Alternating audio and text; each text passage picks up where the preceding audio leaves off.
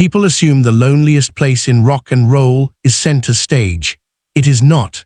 The loneliest place might be a few steps behind it, where a man has stood for more than half a century beside the same two brothers in sound, and then one day turns around and realizes both of them are gone. That is where Billy Gibbons is standing now. This weekend in Austin, Texas, Billy Gibbons walks back onto a stage he has walked onto thousands of times before. The lights will still come up. The guitars will still hum. The crowd will still roar the moment those first familiar notes hit the room. From a distance, it may even look like a ZZ Top show has always looked. But this time, it is different in a way no lighting rig can hide and no applause can fix. Because Frank Beard is gone. And when Billy Gibbons returns to Austin, he is not just returning after the death of a bandmate. He is returning after the end of a lifetime that only 3 people on Earth ever fully understood. A lot of people know ZZ Top as the band of the beards, the shades, the spinning guitars, the custom cars, the swagger, the MTV videos that made 3 Texas bluesmen look larger than life.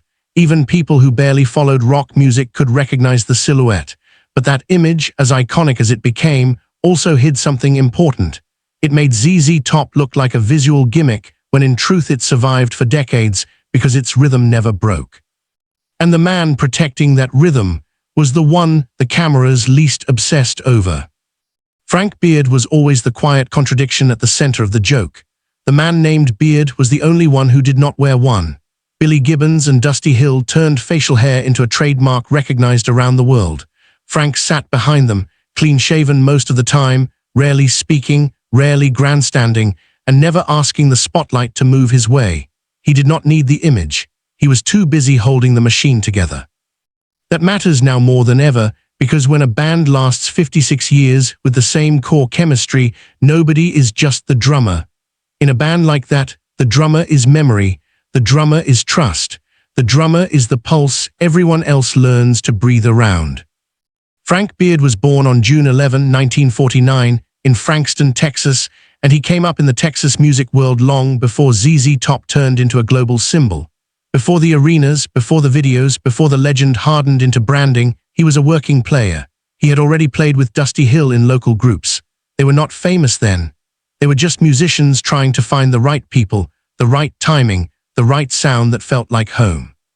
Then came Billy Gibbons. Gibbons had talent, vision, and his own momentum coming out of an earlier band. But one truth about legendary groups is this: they never become legendary alone. Someone always makes the call that changes everything. Someone always knows who belongs in the room.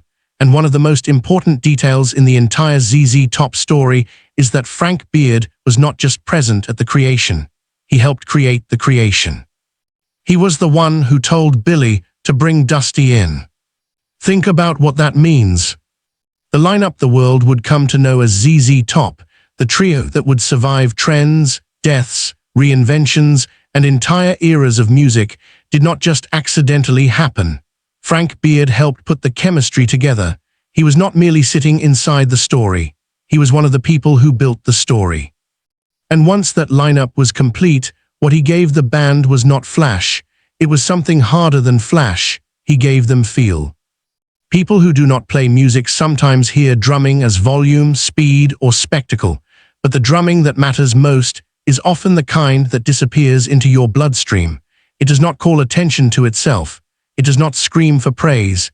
It simply makes the song feel inevitable, as if it could never have moved any other way. That was Frank Beard's gift. He understood the Texas groove on a level that cannot be faked. That rolling, patient, deep-pocket rhythm that makes the music feel loose and locked at the same time. That sound under La Grange. That dirt under the fingernails push under Tush. That disciplined drive under the songs that turned ZZ Top from cult blues rock outfit into global stars. The average listener might not have known how technical it was, but drummers knew, musicians knew. The people who have spent their lives trying to make a beat feel easy know exactly how difficult it is to make something swing without wobbling. Frank did that for years without making a speech about it. And maybe that is one reason this loss feels heavier than some headlines know how to explain. Because the world often celebrates the faces at the front and forgets the people who made the front possible. But when those people disappear, the entire shape of the thing changes. That is what happened here. For the last stretch of his life, Frank Beard had been battling health problems mostly out of public view. Fans knew he had stepped away from touring. They knew there were health issues. They knew replacement drummers were filling in. But the specifics were kept private, and that privacy tells you something about the man. Frank Beard did not turn his suffering into public theater. He did not sell his decline. He did not invite the audience into his hardest moments. Even in absence, he remained who he had always been, steady, understated, and determined not to make himself the show. Billy Gibbons later revealed that Frank had spoken about weakness in his bass drum foot, even up into the calf, and that Frank himself suggested Michael Monaghan to keep the seat warm. That detail is devastating in its own quiet way. Even while his body was betraying him, Frank was still thinking like a bandmate, still thinking about the song after him, still thinking about continuity, not drama. Texas Monthly. And then came the news nobody wanted, but maybe some feared. Frank Beard died in August 2026 at the age of 77 at his ranch in Richmond, Texas, with family by his side, according to multiple reports, and band-linked coverage surfaced in the days after his passing. The public details were simple, almost painfully simple. He was gone. A chair that had been occupied for more than half a century was now empty in a permanent way. ZZ Top official website Billboard AP News. And if that had been the whole story, it would already be enough to break the hearts of longtime fans. But it was not the whole story. Because Billy Gibbons was not just losing Frank Beard. He was losing the second of the two men who had stood beside him since 1969. Dusty Hill had already died in 2021. That loss alone changed the emotional geometry of ZZ Top forever. Dusty had not just been a bass player. He was part of one of the most durable three-man bonds in the history of American music. When Dusty died, Billy and Frank were still there to look at each other and understand exactly what had just happened. There is a terrible kind of comfort in shared grief when the person beside you has lived the same life you lived. But now Frank is gone too. And that leaves Billy Gibbons carrying something almost impossible to describe, unless you stop thinking of rock bands as brands and start thinking of them as families that somehow survived public life. Billy is now the last surviving member of the classic ZZ Top lineup. Not the last man on stage, the last man from the beginning. That distinction matters. Because the hardest part of agging is not always getting older. Sometimes it is becoming the keeper of memories no one else can fully confirm anymore. It is telling stories whose witnesses are dead. It is hearing a count-in and remembering voices the room can no longer hear. It is walking toward the same spotlight and realizing that two shadows that used to move with yours are now part of the ground. This is why Austin matters so much. In the days after Frank Beard's death, ZZ Top did not announce the end. They cancelled a small number of shows, then confirmed that the Austin dates at ACL Live at the Moody Theatre would go on. To some people, that sounded harsh. To some, it sounded too fast. A friend dies, and you go back on stage within days. To an outsider, that can feel almost unthinkable. But the people inside the story were framing it differently. Billy Gibbons made clear that continuing was in line with Frank's wishes, just as it had been after Dusty Hill's death. Texas Monthly also reported Billy saying that he and the band wanted to honor both Frank and Dusty's final wishes, keep the show moving forward. In Austin, he introduced the night as a celebration, not an act of denial. Texas Monthly. That changes the emotional meaning completely. This is not a story about a band casually brushing off death and cashing in on a tour schedule. This is a story about men from a certain generation, from a certain culture, from a certain musical code, who believe that if the song carried your life, then the song also carries your goodbye. And maybe that is why the return to Austin cuts so deep. Austin is not just another city on a routing sheet. For Texas musicians, Austin is memory, validation, pilgrimage, and homecoming all tangled together. ACL Live is not merely a room. It is one of those spaces where legacy stops being abstract and starts echoing off walls. To go back there after losing Frank is not routine, it is ritual. Imagine the weight of that walk. Billy Gibbons is 76 years old. He has spent more than 5 decades inside one of the most stable lineups in rock history. He has played with these men across changing presidents, changing technologies, changing tastes, changing decades, changing bodies.